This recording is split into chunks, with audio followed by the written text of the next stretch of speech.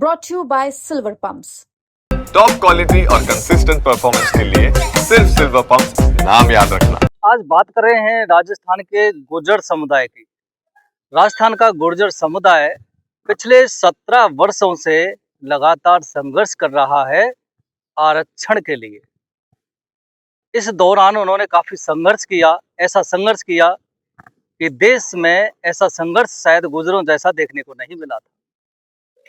उस संघर्ष में 72 गुर्जर लोगों की मौत भी हुई थी आंदोलन के दौरान। इतना सारा कुछ होने के बावजूद भी आखिर वजह क्या है कि गुर्जर समुदाय को फिर से बार बार संघर्ष करना पड़ता है, पंचायतें बुलानी पड़ती हैं? क्यों उनकी मांगें पूरी नहीं हो पाती? क्यों सरकार संवेदनशील नहीं होती कि गुर्जर समुदाय की जो मांग है उनको कैसे भी पूरा किया जाए? क्योंकि गुर्जर समुदाय की अगर स्थिति देखें तो ये हमेशा जंगलों में रहे, आर्थिक, सामाजिक, राजनीतिक स्थिति ज्यादा इनकी सही नहीं रही थी। उठने का प्रयास इन्होंने किया। आज गुर्जर समुदाय काफी समय से उठ रहा है। आरक्षण जो एमबीसी मिला था, उस एमबीसी आरक्षण का भी पूरा फायदा गुर्जर समुदाय को नहीं मिल पाया, क्योंकि रोस्टर प्रणाली लागू हो जाती है। एमबीसी आरक्षण जो गुर्जर समुदाय को दिया गया, उसमें अन्य जातियां भी हैं, वह प्रॉपर तरीके से जो सरकारी भर्तियां होती हैं, नौकरियां मिलती हैं, उनमें पूर्ण रूप से उसका फायदा गुर्जर समुदाय के लोगों को नहीं मिलता है। और यही वजह है कि गुर्जर समुदाय के लोगों को आज भी संघर्ष करना पड़ रहा है। सवाल यह है, जब उनको उनका हक मिल गया, एमबीसी का आरक्षण मिल गया, तो उस आरक्षण के तहत पूरा लाभ उनको क्यों नहीं मिल पाता? जब उनको पूरा लाभ मिल जाए तो फिर उनको संघर्ष ही ना करना पड़े।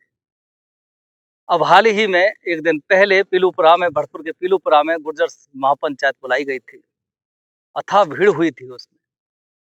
पूरा राजस्थान का गुर्जर समुदाय वहां पहुंचा था, क्योंकि उनको लगता था कि हमारी जो मांग है, 17 वर्षों का जो संघर्ष है, हमने जो 72 लोगों को खोया है, उसके बावजूद भी हमको मिला क्या?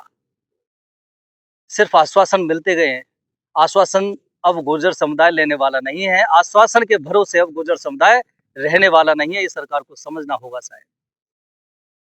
और भारी भीड़ होने के बावजूद भी वहां एक सरकार द्वारा सकारात्मक वार्ता हुई। सरकार द्वारा लिखित में मसौदा भेजा गया था गुर्जर पंचायत में, गुर्जर आरक्षण संघर्ष समिति के पदाधिकारियों को। विजय बैसला ने वो सरकारी मसौदा को पढ़कर के सुनाया था।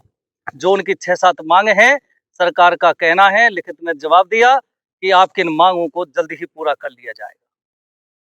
लेकिन शांतिपूर्ण वार्ता हो गई, सब कुछ मसौदा तैयार हो गया, सभा समाप्त भी हो गई।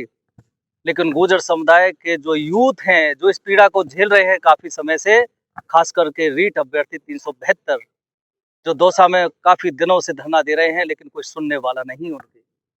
सरकार के ना तो मंत्री उनकी सुन पाते, ना मुख्यमंत्री सुन पाते, ना कोई नुमाइंदे सुन पा रहे हैं। लगातार दौसा में धरना उनका चल रहा है, कोई सुनने को तैयार नहीं।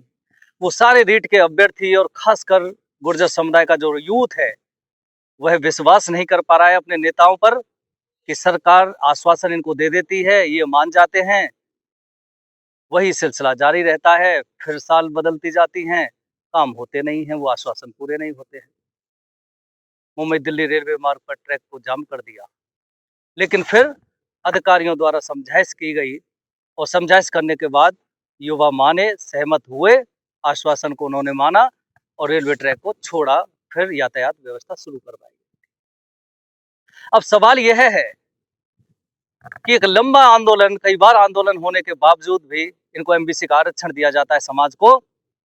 लेकिन बड़ी बात क्या होती है, बड़ी लापरवाही क्या होती है सरकारों की, कि 9वीं अनुसूची में इनके एमबीसी आरक्षण को नहीं डाला जाता है। 9वीं अनुसूची में जब तक आरक्षण को नहीं डाला जाएगा, तब तक आरक्षण देने का कोई औचित्य नहीं है। कभी भी कोर्ट के जरिए निरस्त किया जा सकता है। गुर्जर समुदाय की सबसे बड़ी जो मांग है कि 9वीं अनुसूची में उनके आरक्षण को डाला जाए, क्योंकि राजस्थान में भी बीजेपी सरकार, केंद्र में बीजेपी सरकार है, डबल इंजन की सरकार है। अब ये नहीं कह सकते, ये बहाना नहीं लगा सकती सरकार कि हमारे यहाँ कोई सरकार है, सेंटर में कोई सरकार है। दोनों ही जगह बीजेपी की सरकार है। काम जल्दी से हो सकता है अगर सरकारें संवेदनशील हैं तो, नुमाइंदे संवेदनशील हैं तो। सबसे बड़ी मांग 9वीं अनुसूची की है। उसके बाद रीट के 372 अभ्यर्थी जो काफी समय से संघर्ष कर रहे हैं, उनको उनका अधिकार नहीं मिल पा रहा है, उनको नियुक्ति नहीं मिल पा रही है। देवनारायण योजना कर्नल करोड़ सिंह बैसला की एक बड़ी पहल थी, गुर्जरों को उनका हक दिलाना, सोती हुई कौम को जगाना, और वो सफल रहे थे। सरकारों को झुकाया था उन्होंने, लेकिन देवनारायण योजना उनके बाद, उनकी पहल के बाद ये लागू हुई थी। गुर्जर समुदाय के लिए एक अच्छी स्कीम बताई जाती थी, लेकिन विजय बैसला का आरोप है कि देवनारायण योजना जो चल रही है उसमें कई सारी खामियां चल रही हैं, उसका प्रॉपर फायदा समाज के बच्चों को नहीं मिल पा रहा है। स्कूटियां कबाड़ होती जा रही हैं, बच्चियों को स्कूटियां तक नहीं मिल पाई हैं, छात्रावासों में कोई सुविधा नहीं हो पा रही है, सिर्फ भ्रष्टाचार चल रहा है। इतना सारा बजट देवनारायण योजना को आता है, लेकिन उसका फायदा कतई नहीं हो पा रहा है। कई करोड़ रुपए बजट आता है, लेकिन 19 लाख रुपए ही मिल पाए। ये सब सोचने वाली बात है। और भी कई खामियां हैं जिनको लेकर गुर्जर समाज बार बार अपनी नाराजगी सरकारों के सामने व्यक्त करता है, लेकिन सरकारें सिर्फ आश्वासन दे देती हैं, नेता मान जाते हैं, जनता विश्वास कर लेती है, साल गुजरती हैं, उसके बाद फिर लगता है कि भैया बात तो बनी नहीं, सरकारों ने तो बात मानी ही नहीं। फिर उनको वही संघर्ष के लिए आगे आना पड़ता है, क्योंकि देखिए आंदोलन, नेताओं का ज्यादातर कहना होता है कि आंदोलन कोई शौक नहीं होता, मजबूरी होती है, सरकारें नहीं सुनती। अब बड़ा सवाल जवाहर सिंह बेडम का एक इस दरमियान आता है कि ऐसी भी कोई मांग है अगर गुर्जर समुदाय की, तो उन्होंने सरकार के समक्ष रखी क्यों नहीं, उन सरकार को बताया क्यों नहीं। एक बड़ी हास्यास्पद बयान है जवाहर सिंह बेडम का, क्योंकि गुर्जर समुदाय की ये जो मांग है, 9वीं अनुसूची की, देवनारायण योजना की, रीट अभ्यर्थियों की, ये सारी जो मांग है सरकारों को पता है, ये काफी लंबे समय से चल रहा है। जब एक छोटे से बच्चे को, आम जनता को पता है कि गुर्जर समुदाय की मांग क्या है, तो क्या सरकार के नुमाइंदों को नहीं पता है कि मांग क्या है? 9वीं अनुसूची में इनके आरक्षण को डाला जाए, ये राजस्थान सरकार को नहीं पता है, या मंत्री जवाहर सिंह बेडम को नहीं पता है। लेकिन वही लीपापोती वाली बात आती है कि सरकार को बताया नहीं आपने। अरे सरकार को सारी चीज पता है, बताने की जरूरत नहीं है। विजय बैसला कहना है, मैं कई बार खुद मुख्यमंत्री से मिल करके अपनी मांग रख चुका हूँ, लेकिन कोई सुनने वाला ही नहीं। जब नहीं सुन रहे हैं तो मजबूरी में पंचायत करनी पड़ती है, और फिर यूथ विश्वास नहीं करता, ट्रैक जाम कर देता है। सवाल यही है कि आखिर गुर्जर समाज 17 वर्षों से ज्यादा समय से संघर्ष कर रहा है, उनकी मांगे पूरी क्यों नहीं हो पा रही हैं? आरक्षण दे दिया जाता है, लेकिन उनको पूरा फायदा क्यों नहीं मिल पा रहा है? गुर्जर समुदाय को क्या यही दर दर की ठोकर खानी पड़ेंगी एक लंबे समय तक? ये बड़े सवाल हैं। जब आरक्षण दे दिया है तो ईमानदारी पूर्वक तरीके से उसका सरकारों द्वारा इम्प्लीमेंटेशन करना चाहिए। इसके अलावा गुर्जर समुदाय को अब विश्वास है कि शायद सरकार ने आश्वासन दिया है, तो शायद उनकी जो मांग है वो पूरी हो जाएंगी, और नहीं होंगी तो फिर गुर्जर समुदाय भी यही है, अल्टीमेटम दे दिया भैया फिर आ जाइए, फिर वही सड़कें हैं, वही रेलवे लाइन है। अब सवाल ये है कि जब आरक्षण सरकार ने दे दिया है, तो राजस्थान सरकार रिकमेंडेशन लेटर सेंटर को क्यों नहीं भेजती 9वीं अनुसूची में डालने के लिए, और सेंट्रल गवर्नमेंट उनको 9वीं अनुसूची में क्यों नहीं डालती है? इसमें दिक्कत क्या आ रही है? जब आरक्षण सरकार ने दिया है, सरकारी उसकी पैरवी कर रही हैं, तो फिर सरकारों को 9वीं अनुसूची में डालने में क्या दिक्कत आती है, ये लोग नहीं समझ पा रहे हैं। लेकिन आज आलम यह है, हीट वेव चल रही है राजस्थान में, लेकिन गुर्जर समुदाय जिस तरह से इस हीट वेव में इकट्ठा होकर के अपनी एकता का, अपनी ताकत का परिचय दिया है, वो काबिल तारीफ है। दूसरी तरफ यही हाल, गुर्जर समुदाय जैसा हाल भरतपुर, धौलपुर, डीग जिले के जाटों का भी है। राजस्थान में ओबीसी में आरक्षण मिल गया, केंद्र में नहीं मिला, कई 45 दिन महापड़ाव किया, फिर से ये महापंचायत कर रहे हैं 11 तारीख को उमेर के चामड़ पेंगोर पर। उनका भी आरोप है कि साहब रिकमेंडेशन लेटर यहाँ से भेज दिया गया है सेंट्रल में ओबीसी आरक्षण देने के लिए, लेकिन केंद्र सरकार कुछ सुनवाई नहीं कर रही है। गुर्जर समुदाय एक तरफ संघर्ष कर रहा है, वही तीनों जिलों के जाट समुदाय के लोग भी संघर्ष काफी समय से कर रहे हैं।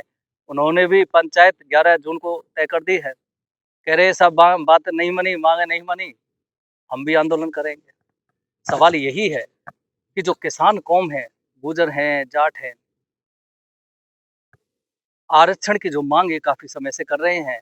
सरकार का कहना होता है कि संवेदनशील है सरकार इनके प्रति, इनको लाभ मिले। जब संवेदनशील हैं, लाभ मिले, इस तरह के आश्वासन देते हैं तो फिर इम्प्लीमेंटेशन करने में क्या दिक्कत आती है।